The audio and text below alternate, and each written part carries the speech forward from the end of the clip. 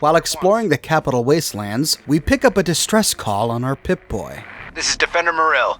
Any outcasts listening on this frequency report to Sector 7B, Bailey's Crossroads. This is a high-priority message. Backup is needed at our location. Any personnel listening on this frequency, please report at once.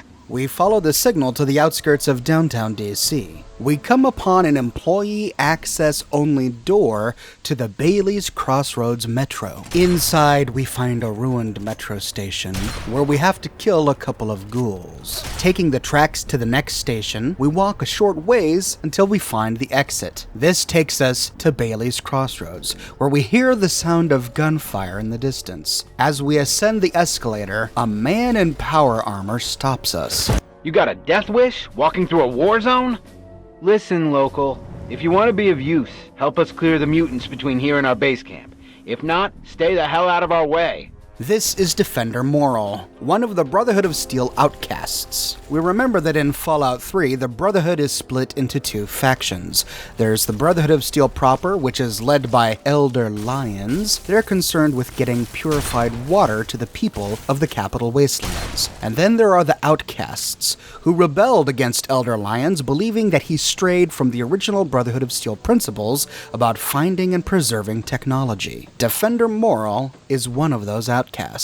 We find these outcasts under attack by centaurs, creatures that have hideously evolved and mutated from humans. Leaving the crossroads to follow the outcasts, we enter some ruined buildings swarming with super mutants. After a tough fight, when all the mutants are dead, Defender Morrill finally has time to question us. All right, local, mind explaining what you're doing here? We can tell him that we picked up his distress signal on our Pip-Boy. How the hell did you hear my signal? It's not broadcast on a standard frequency. Oh, I see. You've got one of those wrist-mounted computers. Well. Isn't that interesting? Now, when he talked about my Pip-Boy, he said so like a lion looking at a gazelle. I'm gonna tell him right now that he can't have it. Slow down there, kid. I'm not asking for it. I think, though, that you want to talk to Protector McGraw. Head on inside. I'll let him know you're coming. Leaving Defender Morrill, we walk into the skeleton of a completely burned building to find an elevator leading to an underground bunker. Taking the elevator leads us to our pre-war compound called Virtual Strategic Solutions. Hear a conversation going on between two outcasts as our elevator rides to the bottom. When we hit the ground, we are greeted by Defender Sibley. All right, you. Keep your weapons holstered, your hands to yourself, and your mouth shut. Follow me. Sibley asks us to follow him, and we wind through a series of doors in this abandoned underground vault. As Sibley opens a rear door, we enter a pristine facility, seemingly untouched over the past 200 years by the war. It's very reminiscent of a Vault-Tec vault. We see all sorts of machinery all over the place and wires snaking around the ground. Defender Sibley leads us to a room to talk to his commander, Protector McGraw. Here she is, Protector. Like you asked. Thank you, Defender. Give us a moment, please. Sir, I'm going to say again that I don't like this idea. Noted, Defender. That'll be all. Yes, sir. So you're the one Morrill sent down. I'll be perfectly honest. I'd trust a Wastelander to shine my power armor, and even that's pushing it.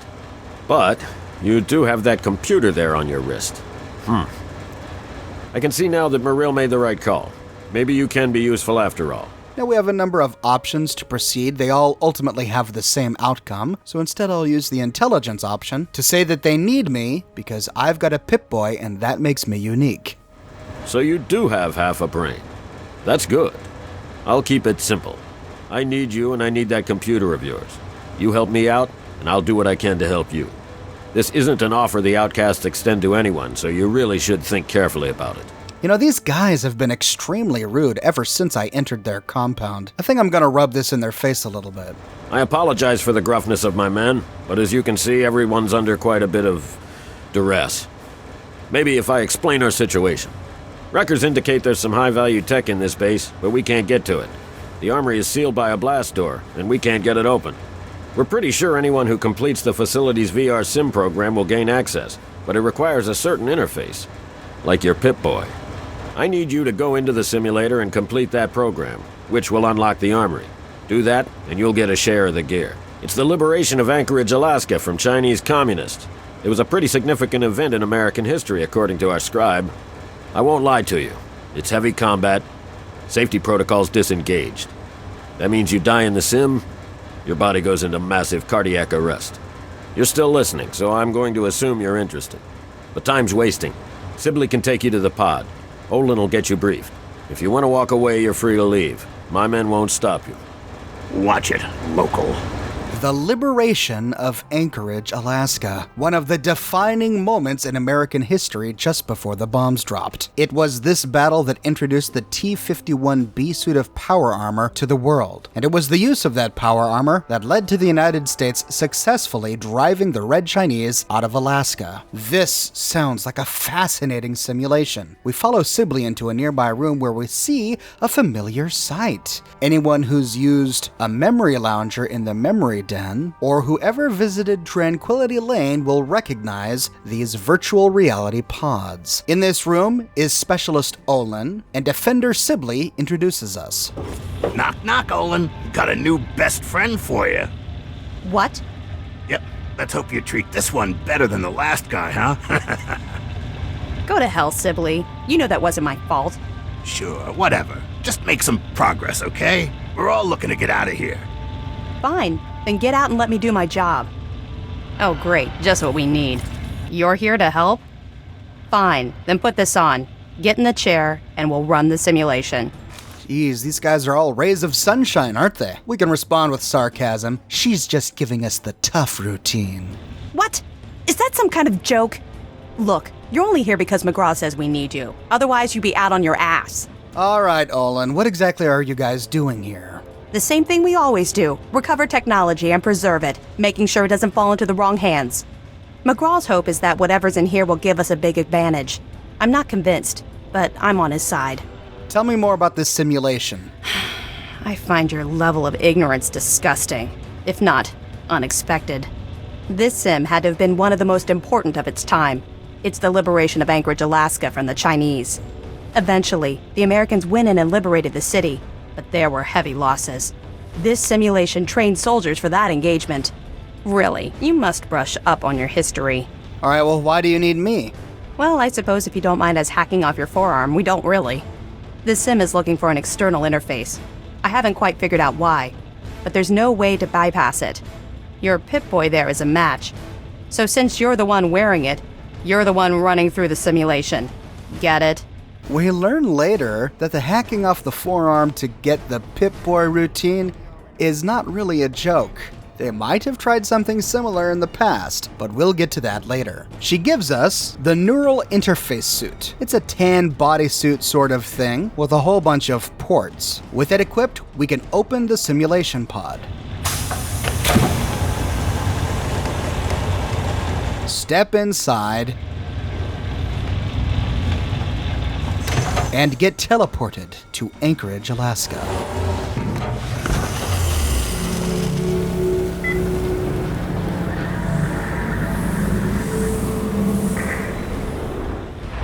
As we arrive, the simulation gives us a 10mm pistol, some ammunition, and a few explosives. We wake up to the sight of one Sergeant Benjamin Montgomery standing before us. That was a hell of a nasty fall you took. When your chute bunched up like that, I thought you were a goner. I hope the other guys made it. I don't think their patrol spotted us coming in.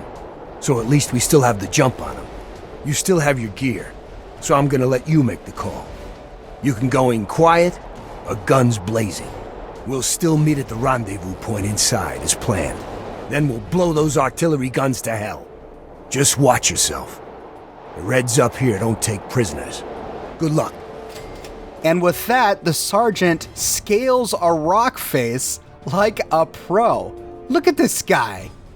My goodness, if he has any indication as to the physical state of pre-war soldiers in the United States military, I, for one, am gobsmacked. No harnesses, nothing. He just scales the rock face. All right, buddy, well, I'm not going to take the hard way. He tells us that we can either go in guns blazing or try to infiltrate using stealth. So we don't really know what we're doing here yet. We got a little bit of information from Sergeant Montgomery. It looks like we've dropped on top of a mountain range near Anchorage, Alaska, and our goal is to infiltrate a communist Chinese facility to get rid of some big guns that are giving the United States military some trouble. We don't have a lot. We've got a 10mm pistol and a simple trench knife, although the trench knife looks really cool. And we have one way to go, down a steep mountain path. At length, we find some catwalks and metal steps crisscrossing around the rocks. And it's here where we meet our first communist Chinese. And then their bodies vanish. Of course, this is a simulation. This isn't really happening, which means we can't loot their bodies for ammunition. What's gonna happen when we run out of ammo? Well, we'll get to that in a minute. Nearby, we find a red door to a cave outpost.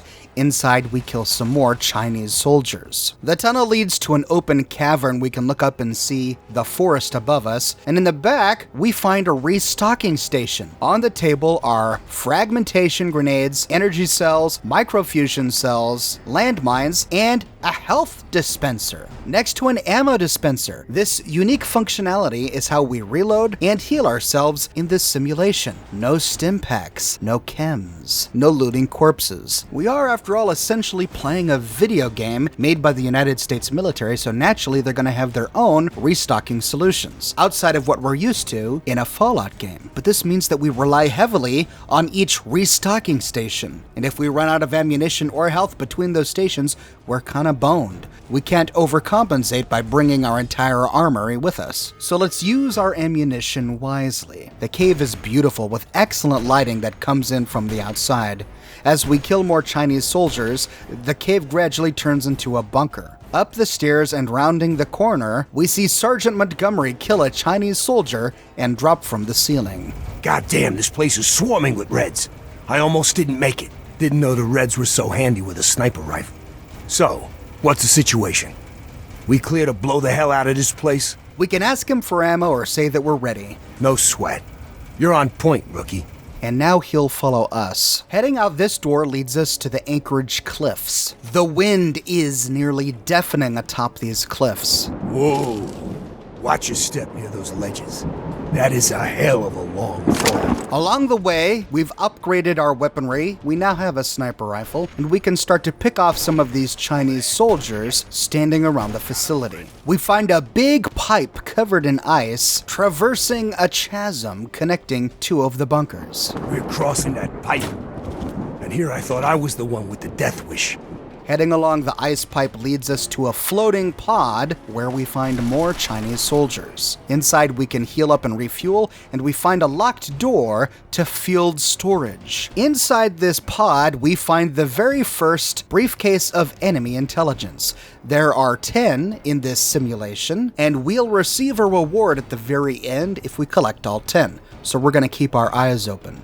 But we also find a bit of lore here. First on the table is a holotape named Bombardment. Audio log begin. This is Captain Zachary Lloyd, United States Army, Anchorage, Alaska Security Detachment. We are approximately 2 hours into the Chinese assault on this outpost. We are being shelled non-stop, indiscriminately. The entire base is under bombardment from the Chinese ships, and they don't care who they hit. All accounts indicate they've actually killed more of their own men than ours. They just do not seem to care about their own troops at all. At this rate, the entire mountain will be a graveyard in less than an hour, and then the Chinese will just move in and set up shop. God help us. God help America. This is so great. We not only get to relive Operation Anchorage, but we get to learn how the soldiers who took back Alaska actually felt during this campaign. On a table next to this holotape is a terminal filled with Chinese intelligence. The United States Air Force has installed an auto-transcriber which translates formal Chinese into colloquial American English. However, this transcriber has a 13% error ratio. We can read the message in its kind of garbled, and we learn that for all of the corruption and bad communication and field errors that the United States military makes, the Chinese are not immune to that. They're humans too, they make the same mistakes. The Chinese originally took this outpost from the Americans by using their dragoon soldiers. They scaled the eastern cliffs, the very cliffs that we're on, and killed all of the soldiers at this base. So whoever is writing this message is asking the Chinese military for anti-air surveillance and defense systems.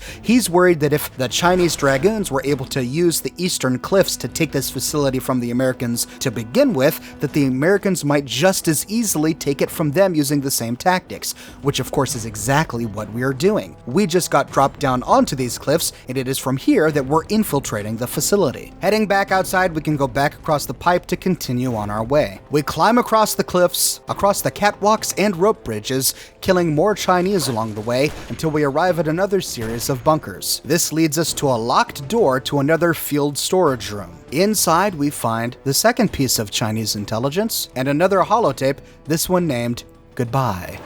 Molly, I hope this tape gets to you, some way, somehow. I don't have a lot of time, but you need to know what happened to me. The early reports weren't bullshit. The Chinese are here. As in, they're invading Anchorage in force, right now. This is the real deal. It makes Pearl Harbor look like an Academy exercise. I've never seen so many goddamn warships. Sergeant Lowry has ordered the platoon to assemble in the mess in 15 minutes. The plan is to dig in on the cliffs and slow the Chinese advance until the civilian contractors can evacuate. And then we hold the line for as long as we can.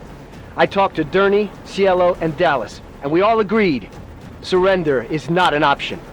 I never told you, but that night in Cleveland, on the Ferris wheel, that was when I fell in love with you. Goodbye, Molly. I'm sorry. This is Private First Class Henry Hodges, signing out.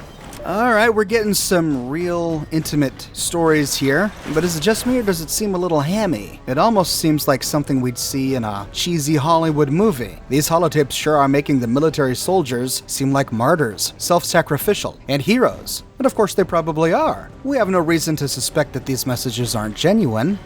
Yet. Outside, we can heal up and refuel to continue through this little pod. At the end, we see two defense bunkers guarding the main cliffside installation.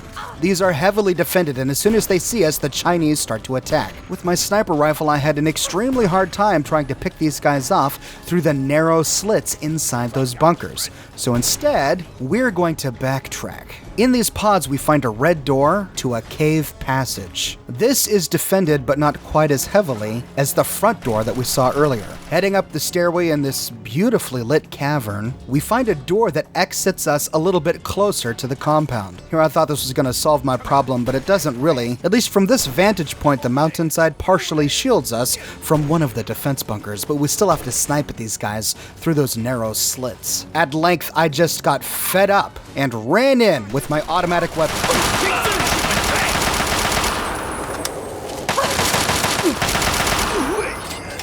Once the simulated Chinese soldiers die and vaporize, we can heal ourselves with a health dispenser and rearm inside this bunker. With the enemy dead, we can enter the main facility to the Chinese artillery outpost. This brings us to a big storage facility. It's a large, vaulted space with many Chinese enemies who all open fire as soon as we arrive. Once they're dealt with, we can explore. On the ground floor, on the eastern side, we find a small nook with more Chinese soldiers, and here we find a refueling station with all sorts of ammunition. Alternatively, we can go back and climb the catwalks to kill more Chinese soldiers on the second floor and loot a Chinese assault rifle, if we didn't have one already. It's here that a stairway leads down to the room where we were at previously, where we can turn left down the passage to continue. Immediately to our left is a locked door. Inside this door, we find a stealth boy, the third piece of Chinese intelligence, and the holotape Invasion. Audio log begin. This is Captain Zachary Lloyd,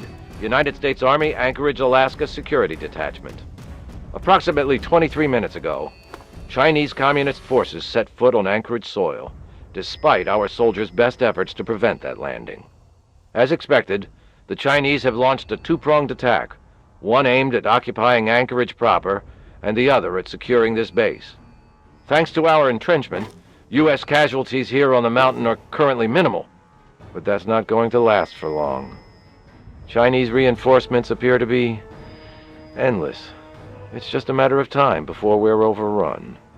We'll die today, but by God, we'll give those communist sons of bitches a black eye they'll never forget. Lloyd out. More of the fearless American hero. Is this an accurate portrayal of what pre-war American soldiers were like?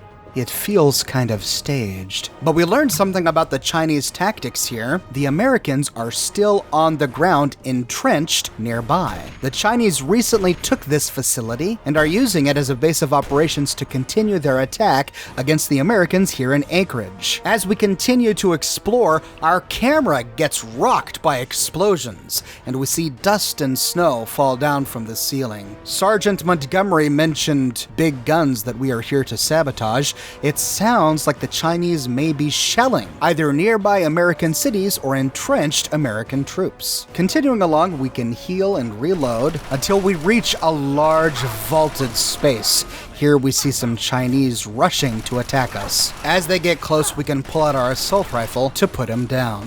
Continuing along, we can use a terminal to unlock a door, which leads to a storage room. Here we can find a couple of grenades and the next piece of Chinese intelligence. Here we find a terminal with information that apparently the Chinese had not corrupted yet. This is American military information. These are the protocols for artillery stations. The exact location we're at is the Chugach Overlook. We learned that the military had installed intercontinental ballistic long-range heavy guns here. And at last we understand why this must have been such an appealing target by the Chinese. If they take this facility, they get the guns, which they are now using against the Americans. Harrowingly, we read that in a live fire situation, the commanding officer here has the authority to fire upon United States civilian transports who refuse to provide ample identification. We also learned that as a diversionary tactic during a martial evacuation, if the military was ever forced to evacuate the city of Anchorage,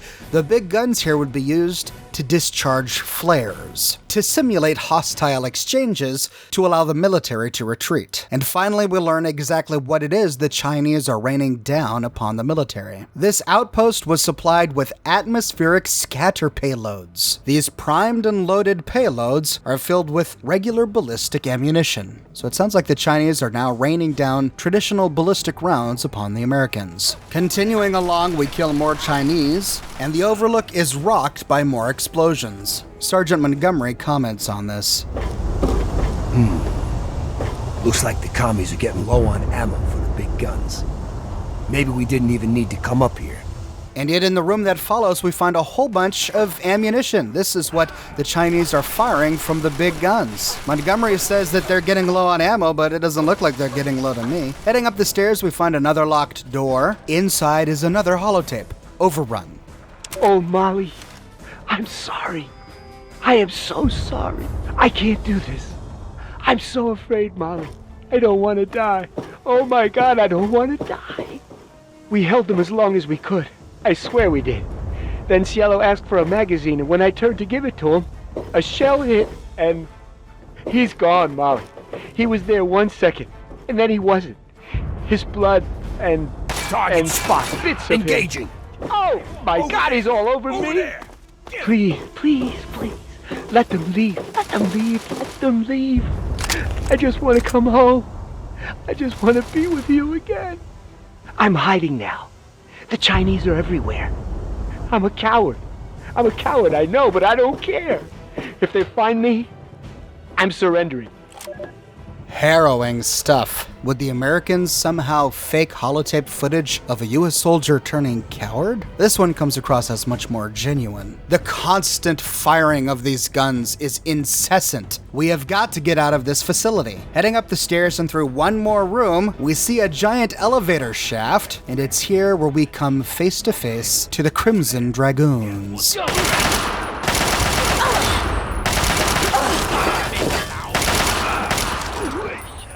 That's how we do things in the Corps. They jumped out from nowhere, almost like nightkin. These soldiers were not wielding guns, they were wielding swords and wearing the Hao Guai Chinese stealth suits. We learned from my video that I did on the Stealth Boy that the Chinese actually came up with stealth technology and the Americans copied it.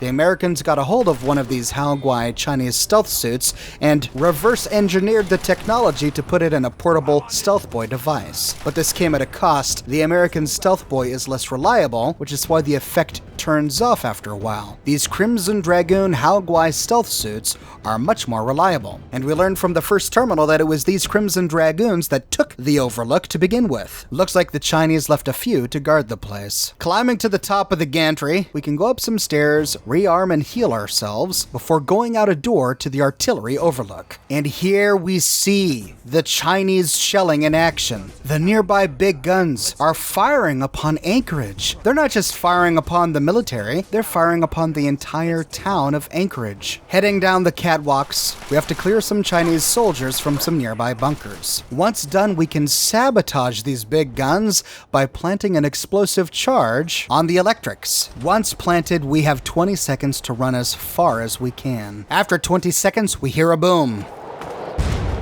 Hell yeah! Take that, you red bastards! Sergeant Montgomery is as patriotic as ever. There are 2 more big guns we must destroy, and we destroy them the same way. Clear out the Chinese in the bunker, and then plant the bombs. And they all come tumbling down. Yeah! When done, this ends the shelling of Anchorage. And we are to report to General Chase. The screen goes blurry, and the simulation teleports us to a tent. It is here where we meet the leader of this campaign, General Chase. Damn fine work you did taking out those guns. Damn fine. No need to thank me. I know a genuine, true-blooded soldier when I see one. And that's why I sent you. Unfortunately, while you were up there climbing mountains, we were down here getting our butts kicked. The Chinese decided to use our field HQ for target practice, and damn near blew us all to pieces. We lost some good men, including my strike team commander, Colonel Patterson. I didn't call you down here for a pep talk and cigars. You've earned yourself a field promotion, soldier.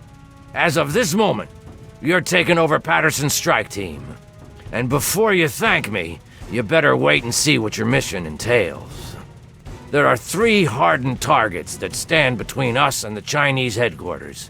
That's where your strike team comes in. Follow me over to the situation map and I'll bring you up to speed. Okay, pay attention, soldier. I'm only gonna go through this once. We've set up our new field HQ down here. The area is pretty secure now that the artillery guns are gone. The first of the 3 targets we need to handle is their chimera depot over here. Be careful on your approach. You're gonna have to get through the enemy camp on the way. Once you breach the perimeter of the depot, you need to take out both of the main fuel tanks. Your second target is all the way over here. The Chinese have set up a listening post set into the side of Callaway Ridge. There are some abandoned mines along the route, so keep your eyes and ears open. It's a great place for an ambush.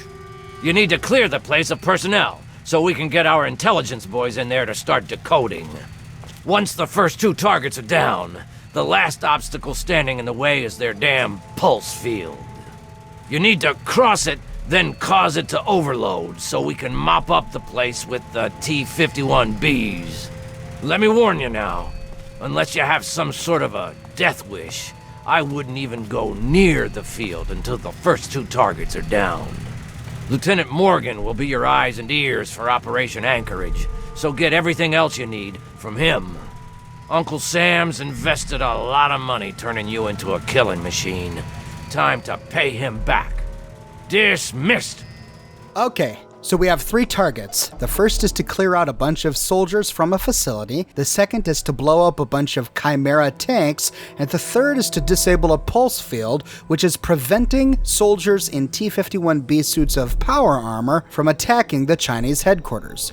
What's interesting about this is how an EMP pulse field can completely immobilize an army wearing power armor. Is it really that easy to completely shut down somebody in power armor? Activate an EMP EMP pulse around them? If that's the case, why don't our enemies use mobile pulse guns? One shot with a pulse gun can completely immobilize a soldier in power armor. Seems like a horrible vulnerability for a soldier wearing power armor. Now that we have our orders, we have to talk with Lieutenant Morgan. So, you're in charge of Patterson's suicide squad, huh? Yeah, very funny, Lieutenant. Hey, all I got to keep me warm out here in this freeze box is my sense of humor. Anyway, I'm here to give you a hand with intelligence and logistics. Whatever you need, I'm your guy. Tell me more about the Chimera tanks. Put simply, it's a co-opted mining rig that's been changed into an armored vehicle. Bigger and tougher than any tank we have in our arsenal. The Chinese fitted the vehicle with multiple weapons, reinforced the armor, and outfitted them for long range. You've got 2 fuel tanks to destroy, one in the central courtyard of the facility and one near the rear gate. This place is one tough nut to crack. Not only do you have the chimeras to contend with, but the place is heavily populated by infantry. Okay, what about the listening post where we have to clear the Chinese? Oh, this place is a honeypot, let me tell you. Not only is it swarming with regular ground troops, but they've put their best guys in there as well, the Crimson Dragoons. I hear those guys start training as soldiers right from the womb, so watch yourself in there. Well, the Chinese army not only uses the listening post to spot our forces and relay battle information, they also use it for air traffic control. If we can get a hold of that facility, we can stop them from bombing the living hell out of us any chance they get. Oh, great, more guys in tights with swords. All right, what about the pulse field? Well, it generates a grid-based, localized electromagnetic pulse. Anything mechanical that goes through there gets all its circuits fried. The only thing that can punch through their defenses there are the T-51Bs, so you can see the problem. There's a bunker the Chinese have set up to monitor the area somewhere beyond the emitters. An operator in the bunker can deactivate the field to allow their own guys to pass through unharmed. If you can get to the bunker, you could set the field to overload and blow it out permanently. If you take down the pulse field, we'll send the T-51B shock troops in to blast through their defenses. And then, it's on to the headquarters. All right, so now that we understand our mission, let's explore this tent. On one of the tables, we find a holotape named I'm Okay. Molly, I'm okay. Everything's fine. I was found, but not by the Chinese. It was the captain. He found me. Cap says everything will be okay. It's been a few hours, and I'm tired. But I wanted to let you know I'm all right. I'm in the refinery now, resting. Cap brought me here. We snuck around the Chinese and made it in. It's the last place they haven't taken. I got shot, Molly. In the shoulder and back. When Cap and I evacuated the mountain. It's not bad. Just a few bullets. Souvenirs, right? Cap jabbed me with a bunch of meds, so I can't feel much of anything anymore. He patched me up pretty good, too. Still bleeding, but that'll stop. I can hear Cap and the others out in the yard, fighting. So much gunfire. They'll kill those Chinese bastards. Then we can all come home.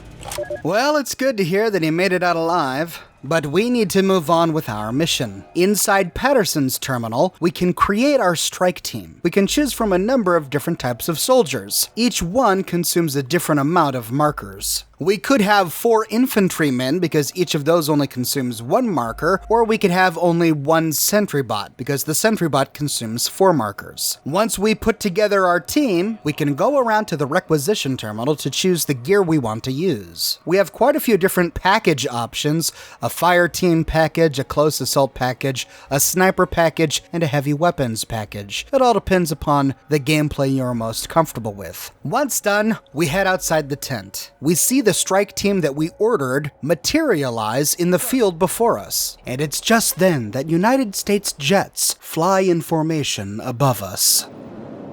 Oh, what a patriotic, beautiful sight.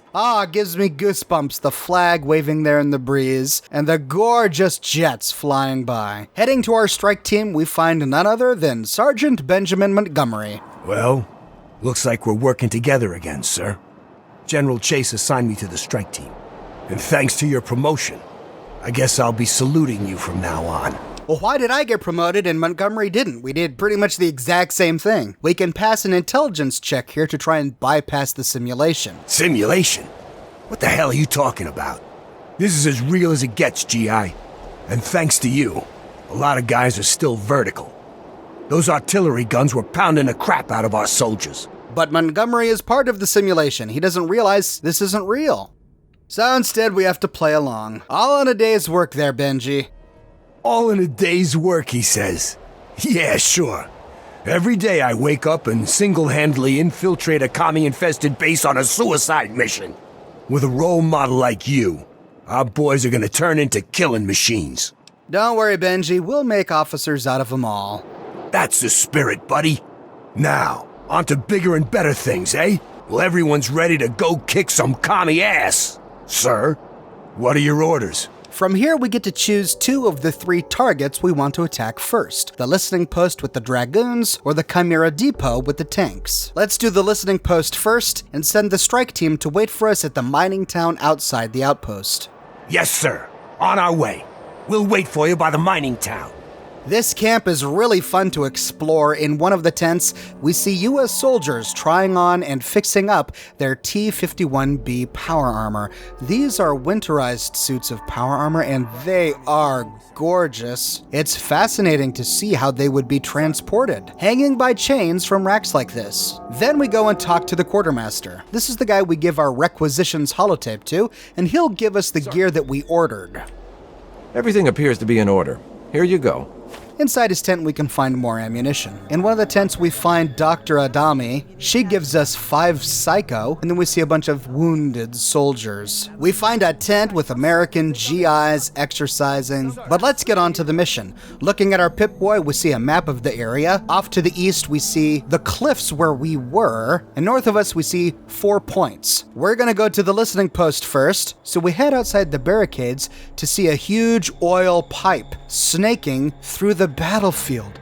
It's trench warfare, like in World War I. Even though we destroyed the cliffside guns, the Chinese are still shelling the battlefield from their headquarters. If we try to go through the trenches, we don't get very far. We see US soldiers dying all around us, and as we emerge on the opposite side, we get blasted.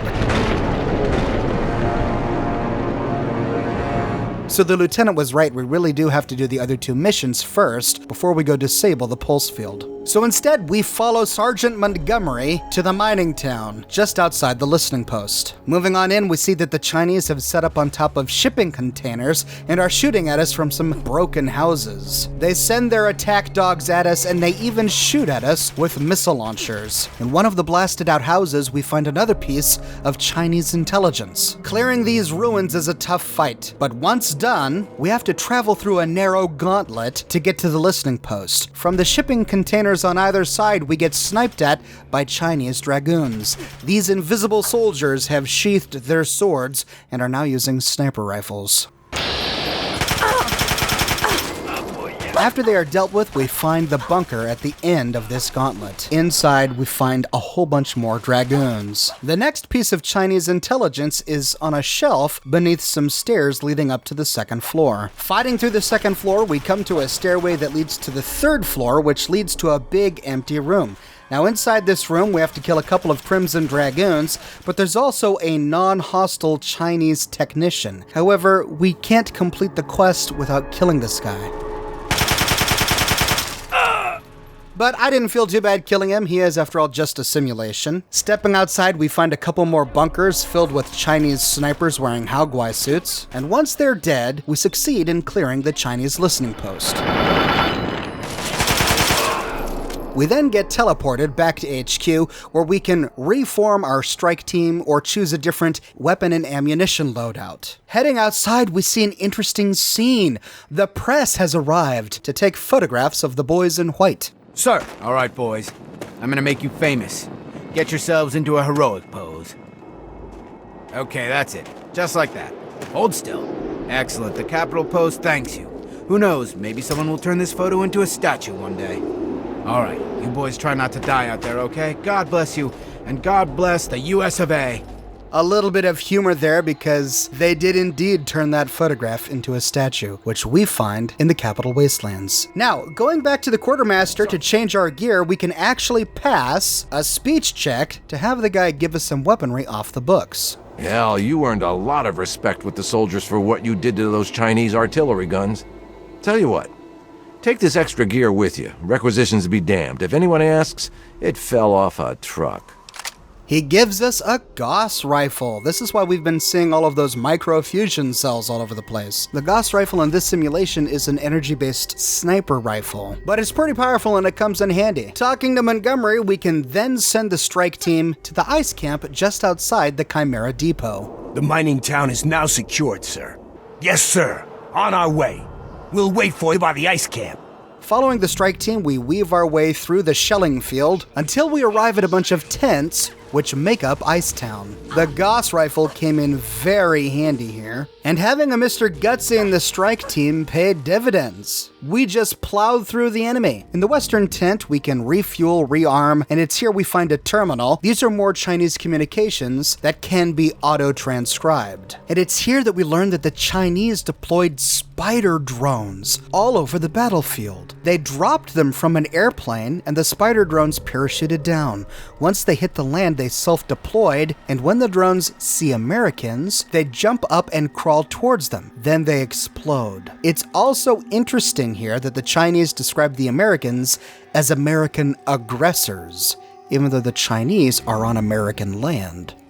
Out of this camp, we clear some more snipers from sniper towers and enter the second camp. In the first tent we come upon heading east, we find the next briefcase of Chinese intelligence. We're well on our way to having them all. Once the camp is completely cleared, we can go towards the depot. Clearing the Chinese through this gauntlet, we arrive at a cavern that leads to a frozen lake bed, and as we get close, we see the spider mines. They leap up from the ground and start to walk towards us. The squadron you bring with you is going to make clearing these much easier. They can be tricky to hit right with scopes. Heading west from the frozen lake, we go down a snowy trail to kill more of these spider drones. This leads us to the fortified wall of the depot, where we can take out some Chinese snipers. Opening a gate, we crawl inside and access a nearby elevated pod to find the next briefcase of Chinese intelligence. We see the Chimera tanks on display. As the lieutenant told us, they look like they've been scratch-built from mining equipment, but they look pretty neat. After clearing hostiles, we find the fuel tank behind the Chimeras and deposit an explosive charge.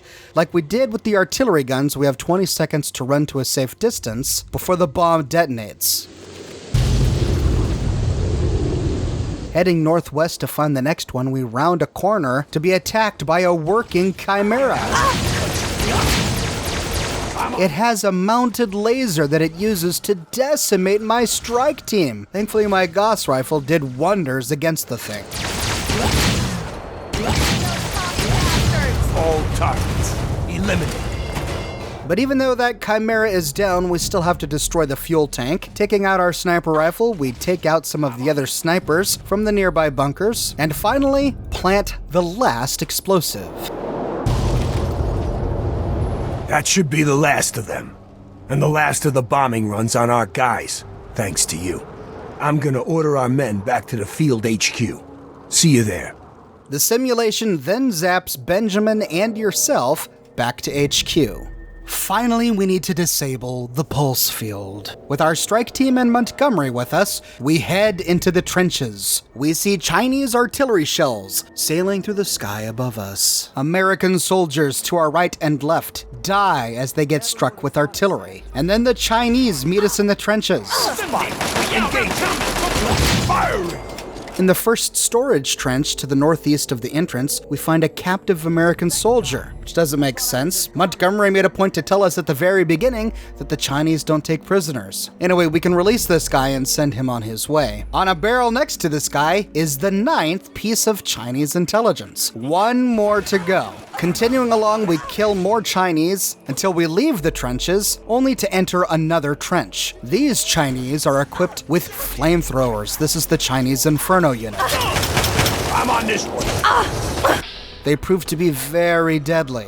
These are the Chinese trenches, and around every corner we kill a Chinese dragoon using their Hao Guai suits to hide. At length we get to a bunker and we have to snipe off the snipers through the small window slits. At length we find a fortified bunk room inside the trenches. Here we find another Chinese terminal with more messages we can translate. We learn that the Chinese had bad intel. They were told that the Americans weren't ready to deploy the T-51Bs, and yet they learned too late that the Americans do have the T-51Bs and that the shock troops are heading this way. Once they got this intel, they deployed pulse defense technology, assuming that a fault that they identified in a prototype of the T-51B that they captured still existed. A fault that made the suit of armor vulnerable to EMP shockwaves. So does this fault still exist in the T-51B that was given to US shock troops?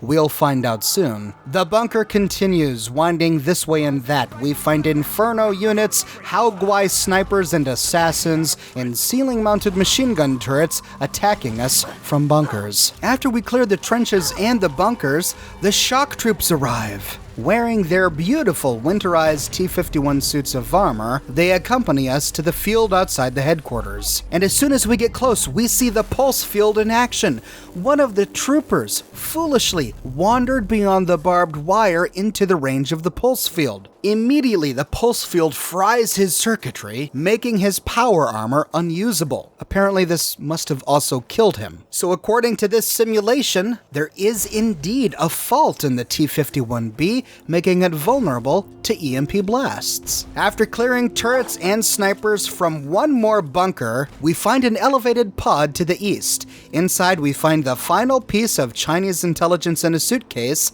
and a switch that turns off the pulse field. This is Montgomery, the field HQ. We are go for the attack. Send in the tin cans. I repeat, we are go for the attack. We see the shock troops charge across the field towards the factory. I'm assuming that this must have been an oil refinery that the Chinese attacked and turned into their own headquarters. It's heavily defended with giant machine gun turrets, but they pose no threat for the shock troops, who use fat men with mini nukes to destroy them. This clears the path right up to the main door. Inside, our camera is frozen, and we watch in horror as a Chinese officer with a sword executes one of our troops. 你们的血变淡，你们会在空洞的中国选对面看似的眼神。 General Jingwei, the man in charge. We have three choices here. We can pass a speech check convincing him that the battle is lost and that he shouldn't throw away his dignity, in which case he commits suicide. 我绝不会当你们的俘虏。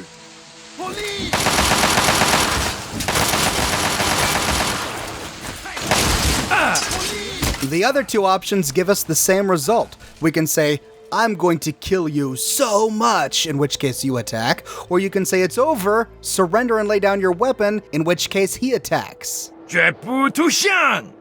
He is devastating. He wields an electrified sword and is relentless. He ignores everybody else and zones in on you. I exhausted all my Gauss rifle ammunition and went through two other guns just to bring this guy down.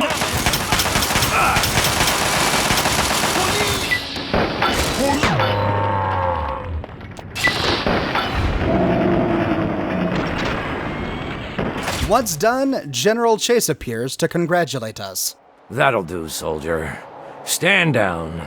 With the General's death, our boys can secure this refinery and be on their way to Anchorage proper. You've helped pave the way for taking the city back from the Reds, soldier. Good work.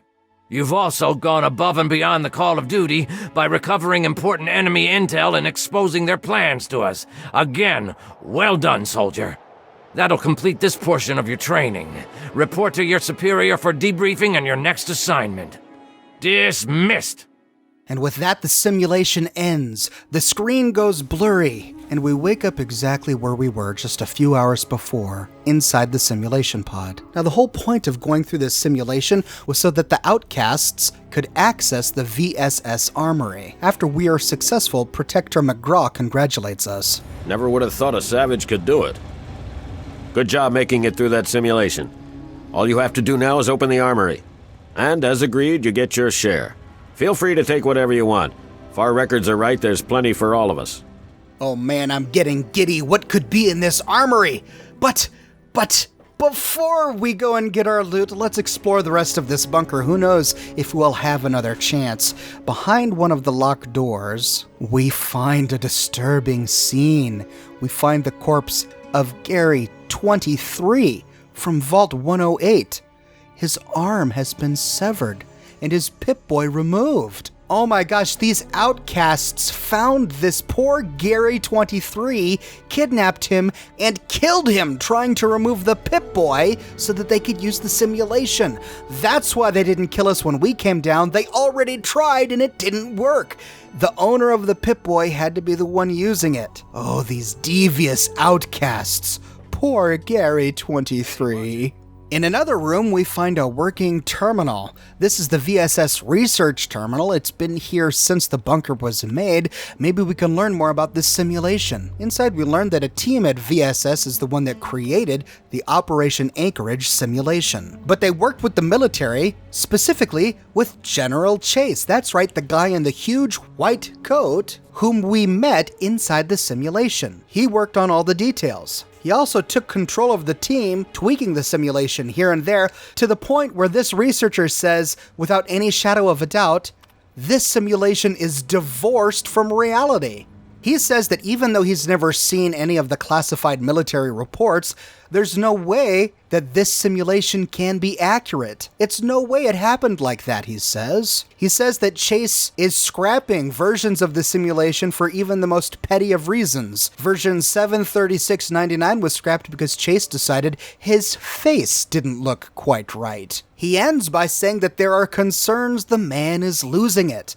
No one wants to confront him because everyone is scared of him. The military did this previously with none other than West Tech. We all remember West Tech, and this company, Virtual Strategic Solutions, is scared that the military will do the same, take over their company. He ends by saying, but really, what's the point in running this sim over and over? Any tactical data was mined months ago. They had to scrap the simulation again after General Chase said it didn't feel right, but he was actually referring to the hardware, to the chair itself, not the simulation. If we try to access the program updates, it says access denied. But there's no terminal we can hack or password or key we can get to access this, so this must be cut content from the terminal. So after all of that, after everything we just went through, was this all a lie? General Chase himself was the man directing how this simulation was made. If anyone was going to stuff this thing with pro-American propaganda, it's going to be General Chase. No wonder those holotapes seemed insincere. No wonder it sounded like we were listening to a bad acting extra in some Hollywood World War II movie. General Chase made the Americans look amazing. All of the soldiers completely heroic. How much of this can we really believe? Now, there's a lot of loot in this bunker. Weapons, ammunition, a place to sleep, all sorts of stuff. You can do the Operation Anchorage DLC right out of Vault 101. That's what I did with this character. This is the first thing I've done with this brand new character. I walked into the Bailey Metro at level 1, and I walked out of this simulation level 5 or so. So it's a great place to hit early in your gameplay to get some higher level loot. But you know what? We've kept these outcasts waiting too long. They want me to use my Pip-Boy to open up the armory. Heading back to the armory, we see that the outcasts view us in a different light after our success in the simulator. Never would have thought a savage could do it. There better be something good behind that door. Well, what are you waiting for? Let's get this door open. And then using the terminal on the wall, we can use our Pip-Boy to unlock the door.